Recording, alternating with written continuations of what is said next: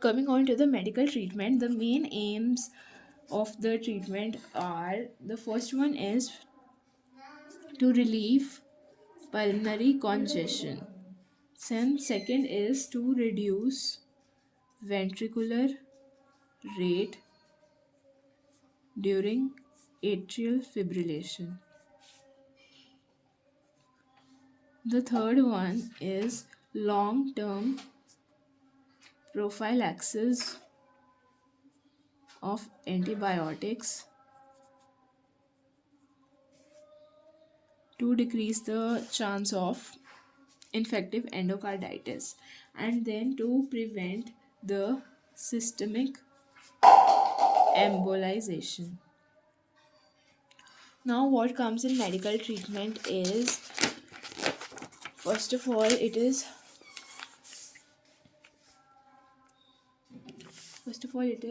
salt restricted diet.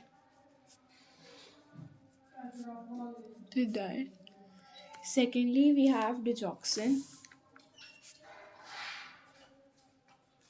0.125 milligram to 0.25 milligram per day. This is to reduce the ventricular rate during atrial fibrillation. Thirdly, we have long-term prophylaxis of antibiotics. So we have benzathine, penicillin. Then we have diuretics to prevent heart failure and congestion. Then we have anticoagulants. Now coming on to the surgical treatment, which is usually done. The surgical treatment. Coming on to the surgical treatment, what we see is we have two options. The first one is mitral balloon valvuloplasty, and the second one is mitral valve replacement. Now here what you need to know is the indications. Okay, to remember the indications, we will use a mnemonic, which is SPMN. So this is significant symptoms. Then by P we have pure mitral stenosis without mitral regurgitation. This we'll discuss in the second video. Now through M, what we have is the mobile non-calcified valve cusp, and through N we have no thrombus in left atrium.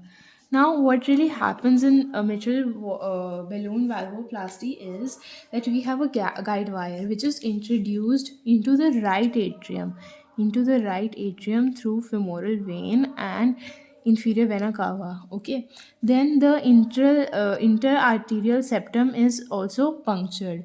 Then what we see is it is introduced and the balloon is advanced now, and it has reached into the left atrium. Okay, to the left atrium. Now what will happen is we will advance the wire through the mitral valve.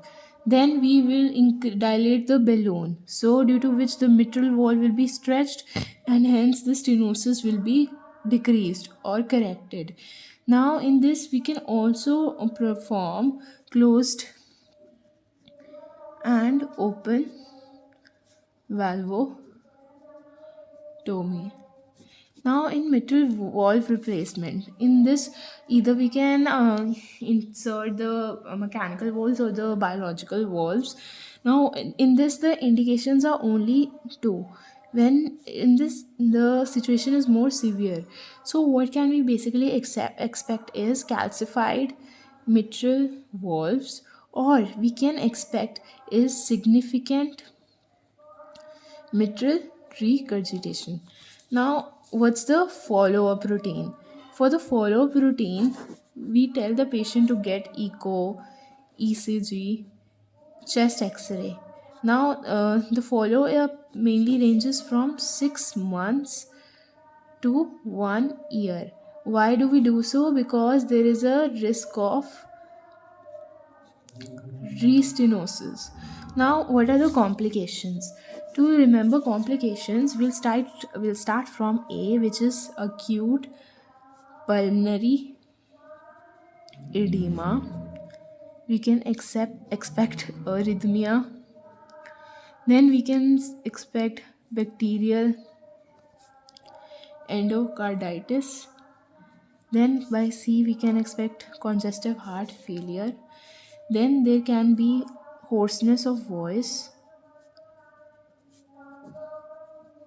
hemiplegia,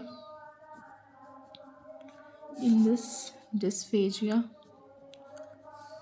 Then hemotosis, which is the hemosiderosis of the lungs. Then we can also expect hydrothorax. This is pleural effusion. Then we can expect interlobar effusions, which are basically phantom tumors. We can expect systemic embolization. So this basically ends our mitral stenosis. I hope you enjoyed and understood.